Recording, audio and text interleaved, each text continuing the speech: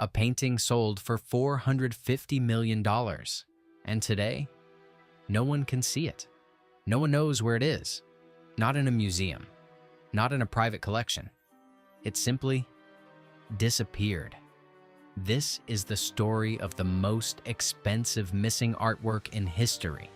And the question no one can answer: what was actually sold? The painting is known as Salvator Mundi, meaning Savior of the world, a calm, distant Christ, one hand raised in blessing, the other holding a crystal sphere.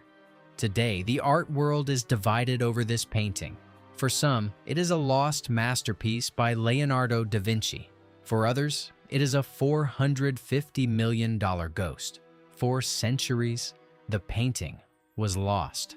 But its modern story begins much later.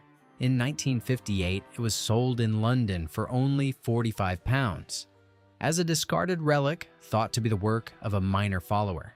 Decades later, in 2005, it quietly reappears at a small auction in New Orleans, cataloged as after Leonardo da Vinci.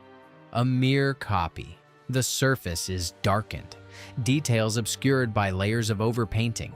It sells for just $1,175. The painting is sent to conservator Diane Modestini.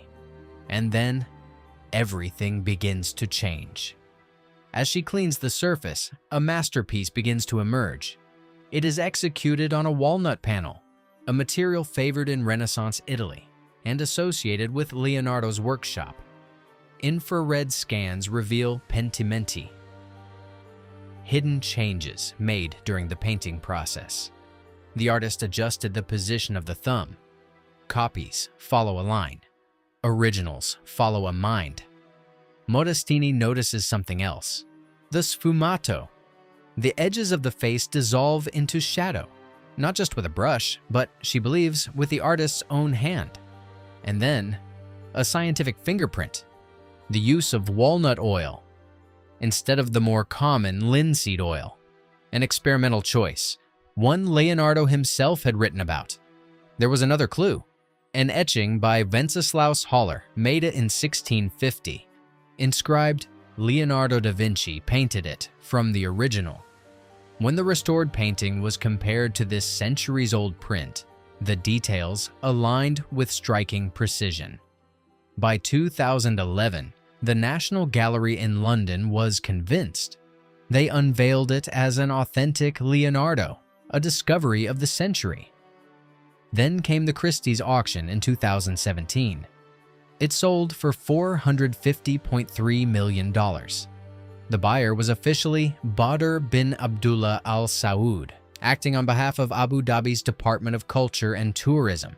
But many believe the true owner is Mohammed bin Salman. But as the price rose, so did the doubt.